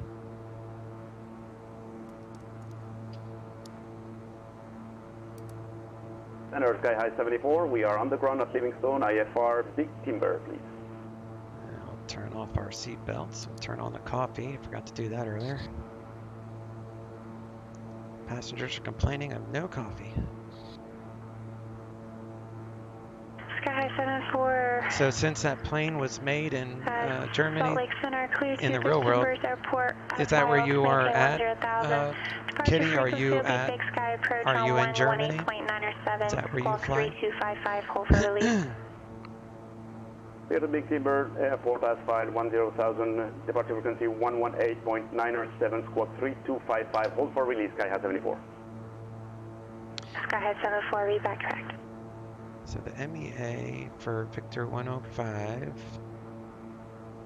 I know it's fine, but if it, like a small airplane, you would circle at that VOR. So yeah, the MEA is 10,000, which actually it says it on this thing. So you could go to departure, where's my, where's it at? There we go. All right, departure, SID, Mustang. So as long as we made 10,000, which I did, that's the only reason I kept going, you'd have to hold until you get to 10,000, or the MEA for direction of flight, which is 10,000 for that Victor Airway. So we're all good there. And no, Icarus C-42 is a well-made plane in a tough landing gear. Yeah, I remember those days when the landing gear would just die on you. Any type of hard landing, if you don't have a sturdy landing gear on RC, you know you're going to be doing some repairs. And I am not like a builder. I could never wrap my head around building those things, even though they had like, you know, some of them were, what were they called, ARFs, almost ready to fly. And I just paid a guy, like I would buy the kit and I would give it to him, and I would pay him half the cost of the kit in labor, basically, for him to build it for me. But he was excellent. I mean, he had an entire, what do you call it, like a what would you call that? Like a shop. He had a shop dedicated just for RC building. He was incredible. He had some monster airplanes. I'd be like, how do you fly those without losing your mind? I would be so scared. That's funny. I'd be shaking the entire time. Approach squawk 52, correction. Alright, cabin pressure Squawk, should be 7355 at it. which it is. Okay. Let's just. Okay, 7355 will ident, and I have information India. Thank you. That's what happens when you miss something on your checklist. So I'm going to give this plane a 7 out of 10. The IX, King Air? No, the IXEG 737-300. Oh, okay. FedEx 4333, contact So Seattle Center I could probably give it 121.4. 20-25 hours on it. That's enough time to evaluate it. How many hours? 20-25. Yeah, I'd say you've earned that right to give your assessment on it. Well, look how many hours you have in the 320. I mean, you probably have like hundreds. Yeah, that I'd say 50% of my flights have been done in that plane. Yeah, I mean, you got about, I bet you're close to 1,000 hours. Yeah, actually, I wonder if this, just since I started doing the Sim Toolkit, see if I 4333, Seattle Center, thank you. Portland, can altimeter go 3040, descend via Timbers to arrival. Fleet, 8320. I've got 37 flights. It's 24 hours, but that's just since I started the Sim Toolkit, so that's obviously not all of it. Yeah, then I don't have 20 hours in this plane. Then if that's you only showing 24, 72 Charlie, traffic off your 1 to 2 o'clock, 7 miles, descending FedEx Boeing 67, sitting on flight level 240. Flight heading 120, vector for traffic. So this is like the 4th or 5th flight I've taken in this thing in the last 2 days. Oh, jeez. Flagstaff ground. I know a good F-mod really makes it at a reset. good. Currently at parking, requesting taxi for departure to the south, 62 November.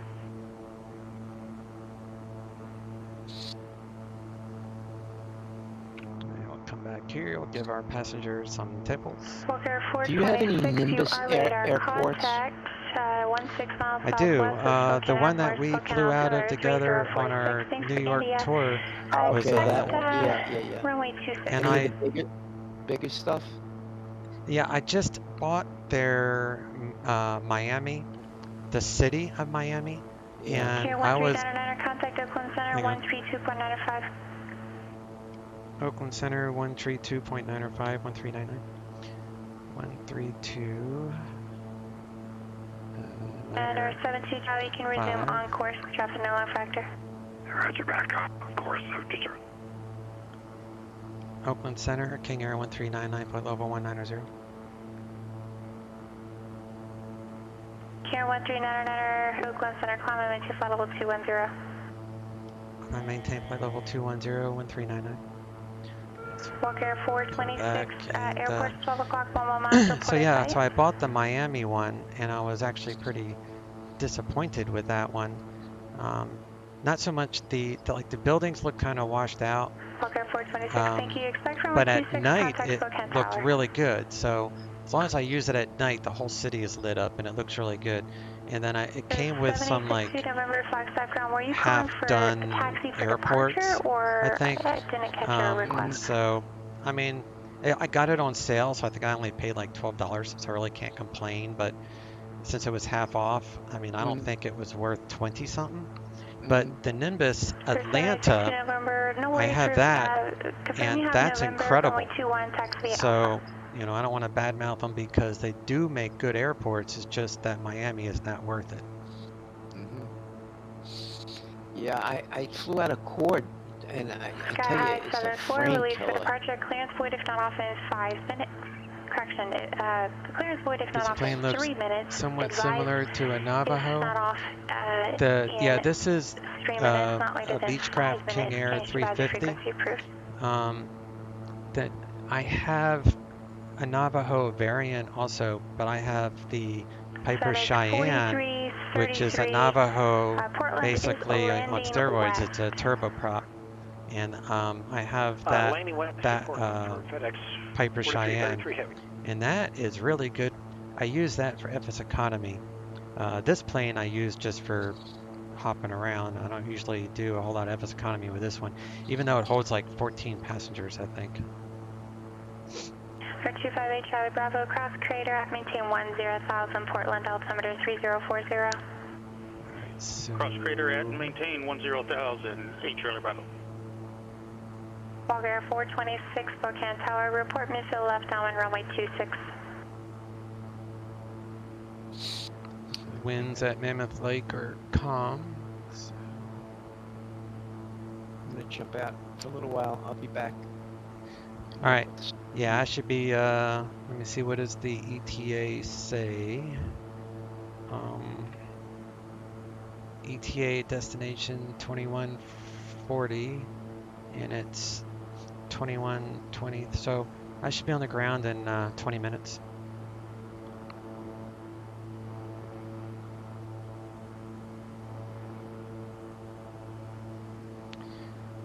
All right. So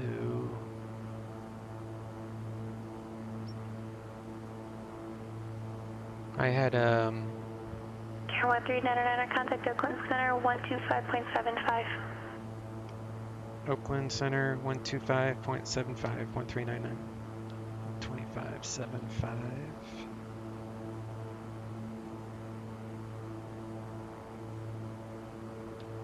Go ahead, 74, big sky approach ident.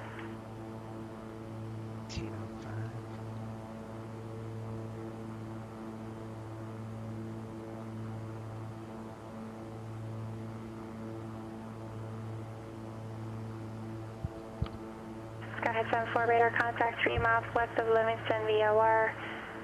Climate maintain 10,000. I saw that you wrote something. I'll read it here in just a second. I need to check in. Oakland Center, King Air 1399, flight level 210. Skyhead 74, Livingston altimeter 3030.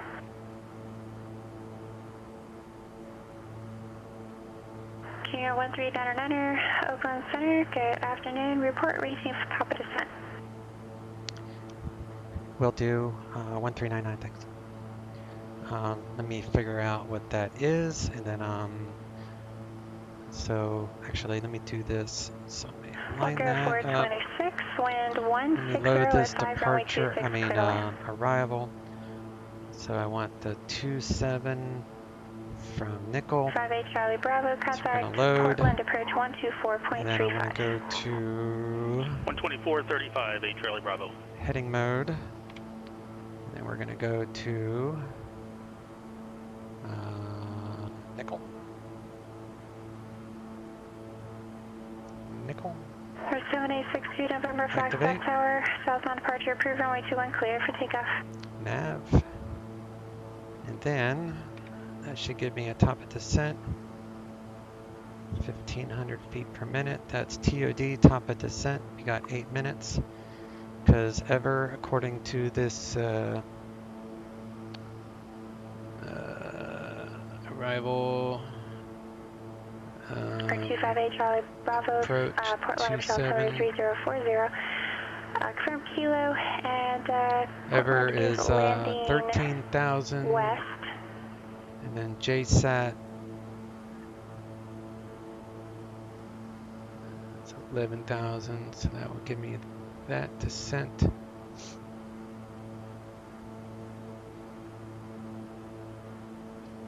So we got 8 minutes, so I am good. All right, let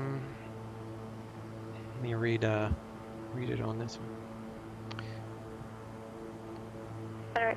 So you had an encounter with the Navajo. I had to walk from the hangars to the holding point for my turn to fly, but a Navajo came and the instructor went back, and near the hangars I got chased by the Navajo and had to run like 400 meters. You're talking real world, right? So I think arc from Daffy. Like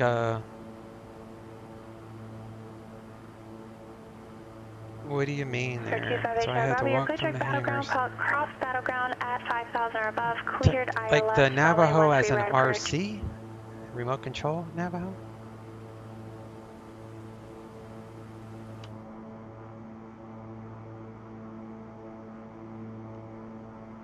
Oh, okay. Did the guy that was controlling it, did he lose control of it? Is that why? Because I know there was like, there's rules, at least in where I flew. Yeah, Seattle Center. You couldn't fly over people, obviously. You had to do a circuit, and depending on the wind direction, the circuit was always, you know, left traffic or right traffic, depending on the winds. But yeah, we weren't allowed to fly over crowds, so I'm assuming you probably lost control of it. A real Navajo chased you down the taxiway? Like a full-size Navajo? On an RC field? Or is RC field also... I'm not sure if you mean RC field or you do RC stuff at a real airport. Alright, if I need to do mist on this approach. FedEx 4333, heavy Portland approach, thanks for Kilo. I left so if we need to go mist, I left runway 28 left. Come down into this airport and it would be climbing to right turn to 13,000 direct to whatever that is, via track 044 to Ever, via whatever to Nickel. So I'll just verify that is set up for the mist approach. So if I need to go mist, I'll just use the GPS to fly that. It'll be easier. So we'll just reset for 13,000 if I need to. We'll make sure those waypoints are set up. So the waypoints. Okay, 426 taxi to signature via Hotel Golf, monitor ground. Have a wonderful day. Turpy and then Ever and then Nickel. So all that is right. 13,000. All that is good. A full-size Navajo at the airdrome. That's cool that overseas they're called airdromes where they're called airports in the US. I love that. Plus I love when I fly into England in the sim, all the controllers on that sim, you know, they'll have accents from their part of the world. It's just really cool to me. Anyway, I got off topic there. So full-size Navajo at the airdrome. The contest I mentioned was somewhere else. Oh, airport is airport everywhere. Airdrome is smaller. Really? So an airdrome would be like this little airport that I'm flying into today would be considered an airdrome? Like what classifies it? Like when would you know to use the term airdrome? Sky 74, you said the RNAV runway 24 approach?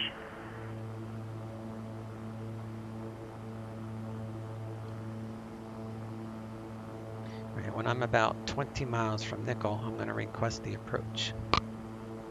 It doesn't have a center. Huh. Airdrome is smaller. Yes. Okay. If it has an airport certification, it's an airport.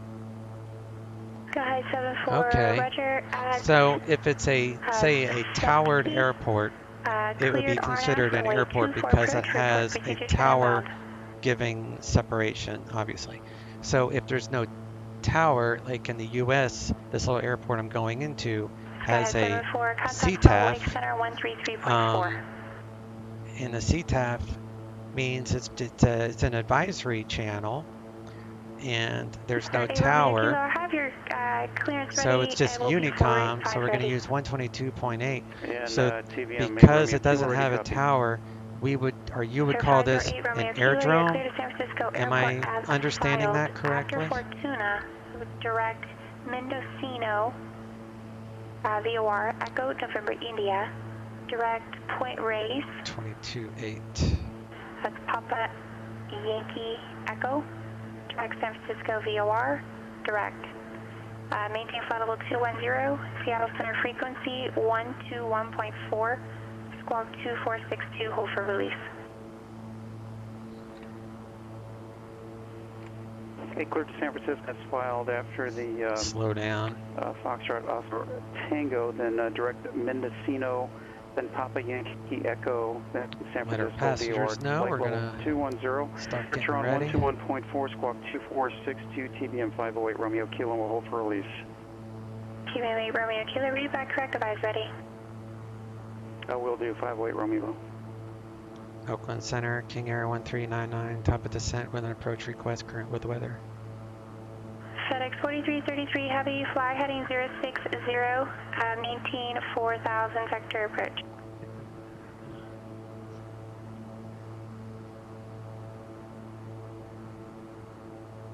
Number 1399, go ahead of the approach left. Yes, ma'am. Request RNAV, runway 27 from Nickel 1399.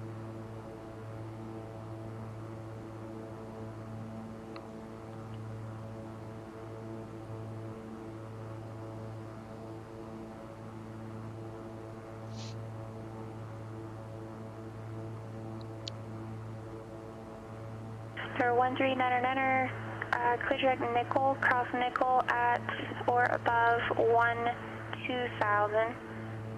Cleared RNAV, runway 27 approach. Cross Nickel at or above 12000, cleared RNAV, runway 27 approach 1399. Center 1399, Mammoth Lake, altimeter 3030. 3030, 1399, thanks. Vertical Right. track. So we're gonna cross Nickel at or above 22 12,000. Delta, IFR cancellation is received. It's actually Radar services are terminated. Squawk 13 for, hit the right button, Dave, ever. So we'll just initially set it for 13 and we'll start our descent. Salt Lake Center, did you check in there? Negative, we didn't have time to check in Skyhawk 10-4, we are at 7,000.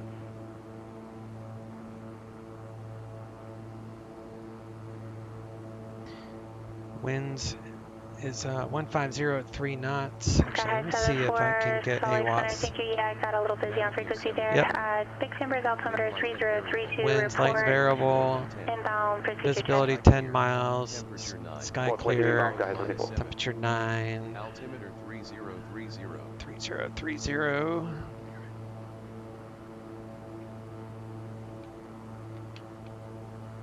All right. And we'll set up. I don't need to touch the pressure because it is already set 4333 for heavy. our landing You are altitude. 2.5 miles from Nacy. Turn left, heading 300. Maintain 3000 till establish low glider. Cleared eye left, runway 28 left approach.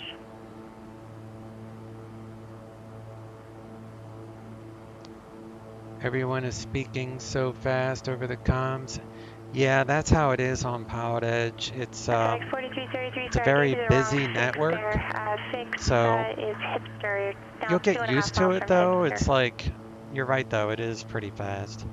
I flew on VATSIM for probably a good year, almost a year, before I even tried to get my feet wet on this network, because this is a payware network. Like, we pay for this ATC, so the controllers are they're highly trained. They know what they're doing to help you out. But on a weekend, it's very, very busy, so it's not really the best time to ask questions. If during a week though, then they have more time to help you out with stuff. But I've been flying on this network now for quite a while, and all my flights are done online. I don't, except for a rare occasion will I fly without being on a network. It's because this is where my enjoyment is. I love the ATC stuff.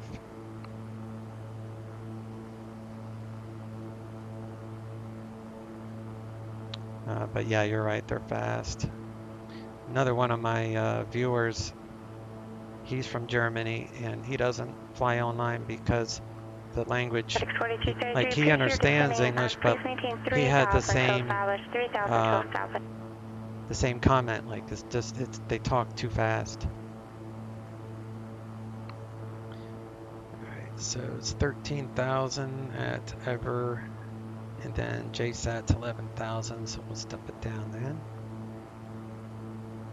I can't imagine if information services in real world would speak so fast. I'm pretty sure the manual says you have to speak slow and loud. If you listen to real world, like I usually play it in the background, like here's Denver approach. Denver approach, go ahead and say your request. So I'm gonna have Denver approach on. You'll hear in the background. See how fast? See, that's Denver real world, and they're talking pretty fast too. So it's pretty, it's pretty much the same. Turn that off, otherwise I'm gonna get confused. Like which one's talking to me? But yeah, it's just one of those things where they'll slow down if you didn't hear it. Like if I say repeat last or whatever, she'll slow down. She'll repeat it slower. It's just that's how it is. Let me come back here. Let me turn these things on. We'll come here. Close that. FedEx 4333 Heavy, contact Portland Tower.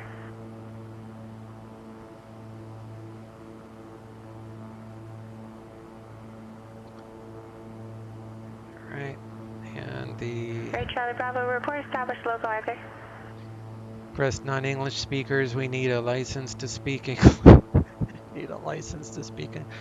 Sometimes I feel like I need a license to speak English. English, from what I understand, is the most difficult language to learn for, foreigners to learn. But in most classrooms around the planet, I believe English is mandatory as report established final approach course. We'll report established final approach course 1399. But I think in most cases, most people know English, just not, real fluent, or they can't speak it fast like you're talking about. I don't know any other language, and I barely know my own. So just the fact that you can understand English, to me, is pretty remarkable. All right, looks like the final approach fix is 9,100. And I don't need that.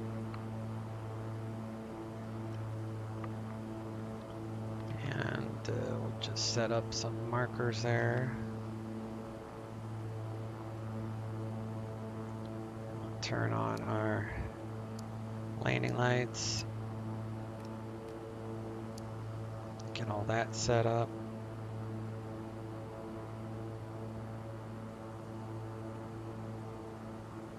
Seatbelts are on. See you in the call sign.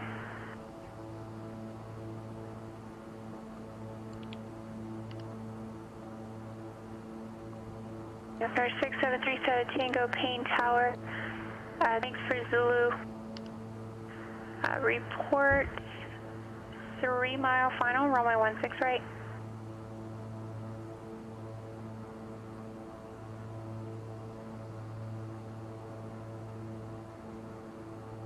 There's 6737 Tango, it's 16 right, runway 16 right.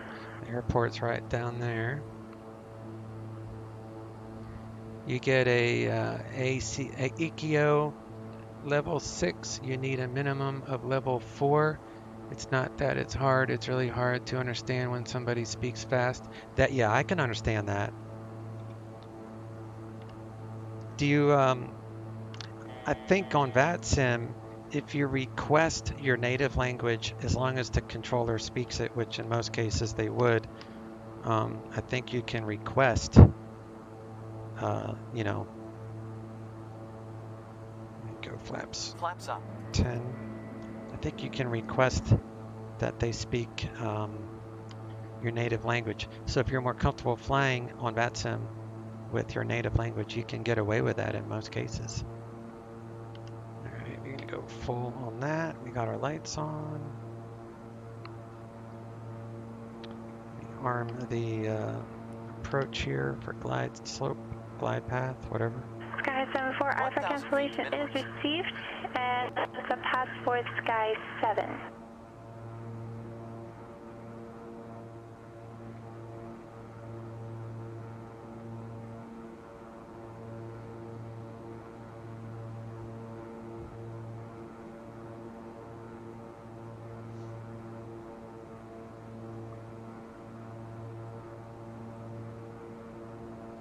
Oakland Center, King Air 1399, I have the field, we can cancel IFR.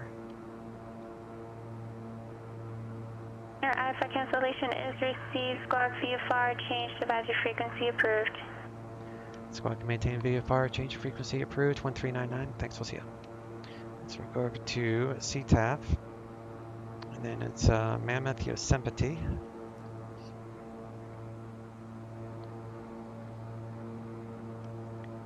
Mammoth, Yosemite traffic, King Air 139, RNAV, straight in, runway 27.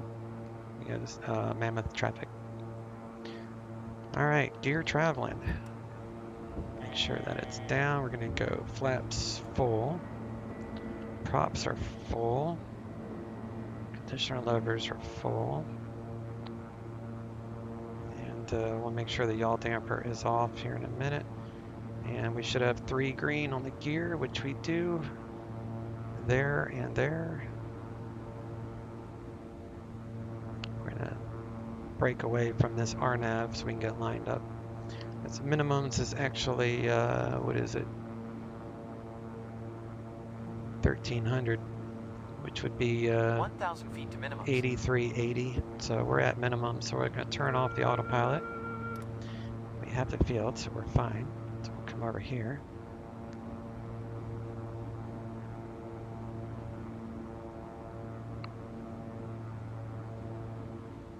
The yaw damper is off.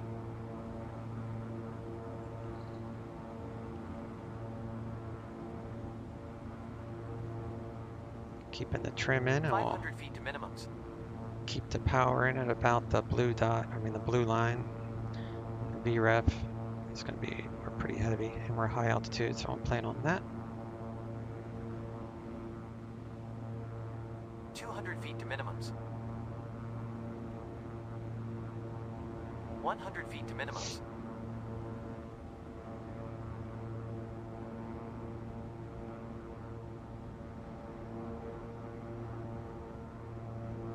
Minimums. Okay. It's like a little bit of a crosswind on these mountains to get like wind shear and all sorts of fun stuff.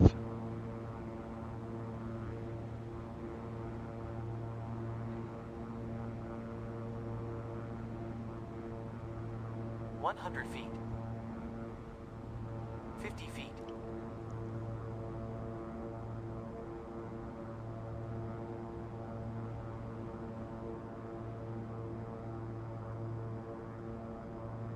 Props full. Props full. Pop positive rate. Pop on the reversers. Positive rate.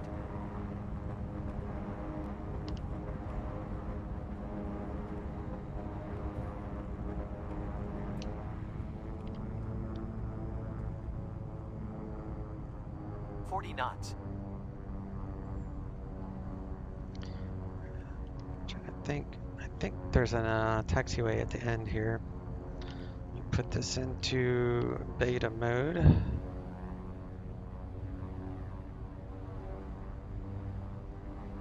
I canceled the IFR already. Turn off the prop sync.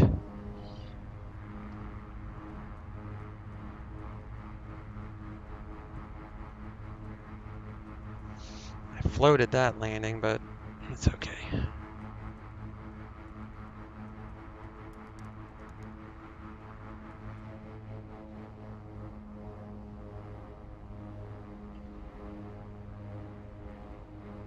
turn off our landing lights and our strobes.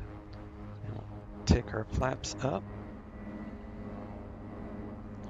And engine eyes on for ground ops.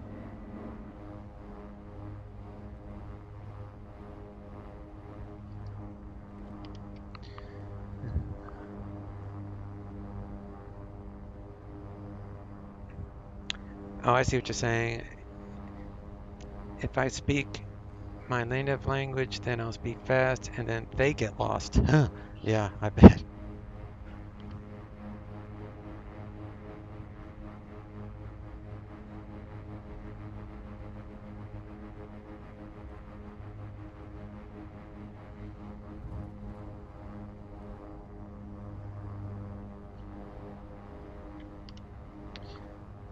The lower the speed is, the more you're going to have to pull. Yes.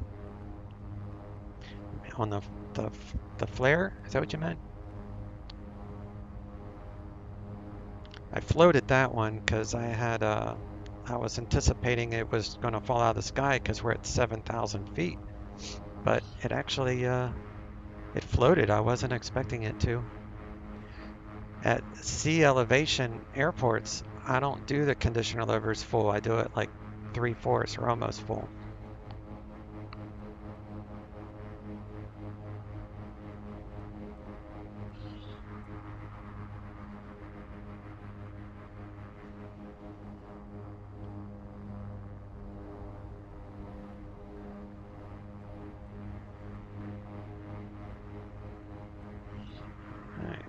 We made it.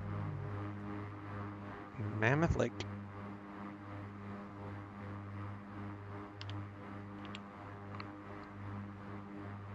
Turn off our taxi light, Rico, and turn off the seat belts, coffee maker, turn off our pressure. First, make sure that everything is differential is 0. That's field elevation, so that's fine. We'll turn off our environment, turn off our pressurization. Pitot stall warning. Furnace and all that junk is off. We'll take this out of beta mode. The oxygen is unarmed.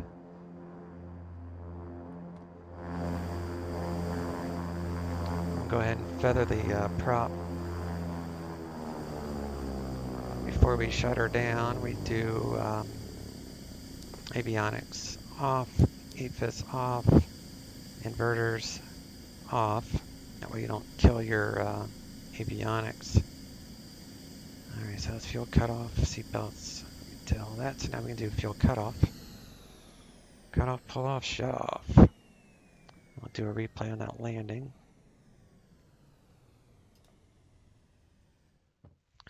Let me make sure I'm disconnected from the network. We'll complete that flight.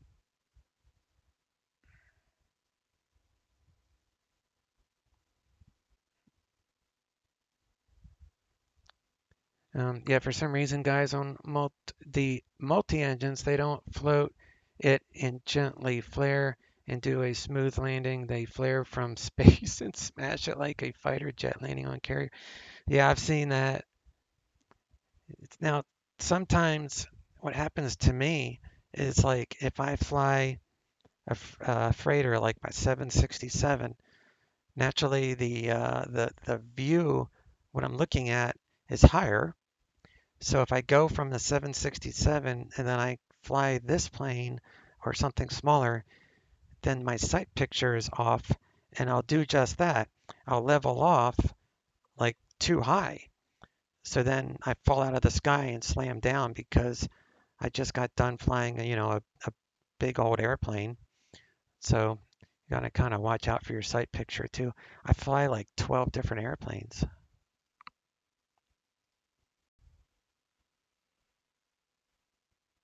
Flaps indicates up. 200 feet to minimums. 100 feet to minimums.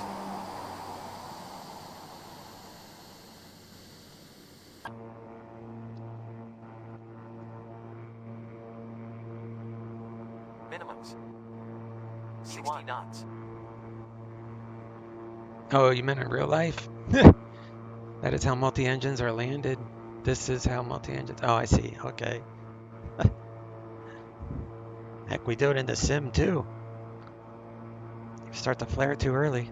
I've lost my voice. I've talked too long. 100 feet. I'll do a tower view 50 feet. after this view. I think this has a tower view.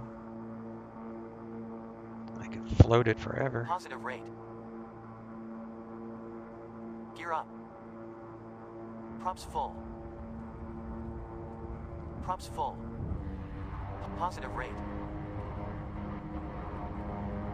Positive rate.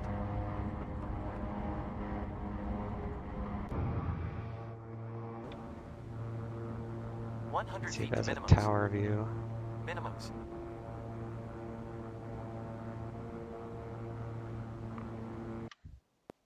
Feet. It's got a little bit of a tower view. You might not be able to see it with the buildings. Let's see. Positive rate. I guess I'll be able to see it. Gear up. Props full. Passengers Props probably full. didn't even realize they landed. Positive rate. Positive rate.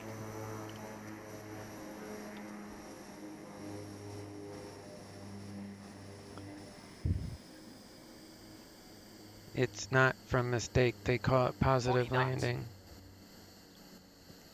I just don't understand why they do it.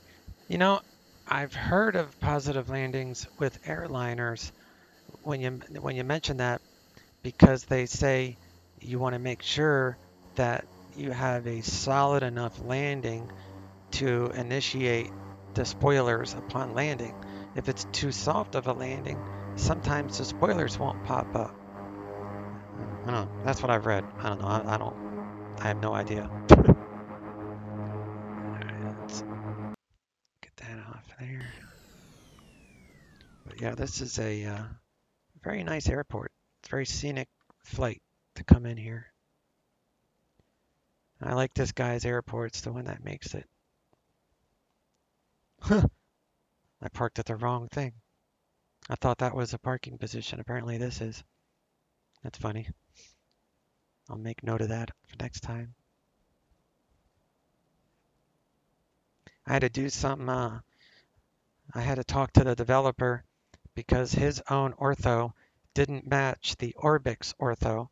So he created a patch so I can use all of his custom buildings and stuff, but yet still use the Orbix ortho, which makes it look really nice. Anyway, I'm going to go take a break and have some dinner, stuff like that. Well, dinner is about an hour and a half, I think. So anyway, I appreciate you guys hanging out with me this afternoon. It's good times. If you haven't already, you can hit the follow button and it will alert you to when I go live. I stream randomly, and I also have a schedule that I tend to stick to as much as I can.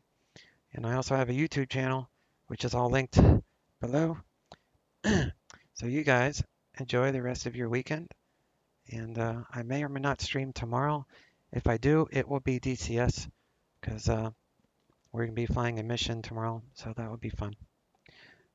All right. Y'all take care. See y'all later. Chase out.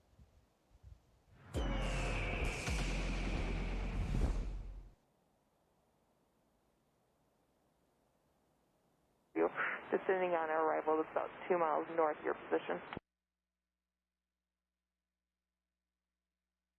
70 Lima X-ray, there's VFR traffic at your 11 o'clock and 10 miles of Skylane. It's, I'm talking to you at a 10,700, climbing up to 14,000. We'll remain south of your start.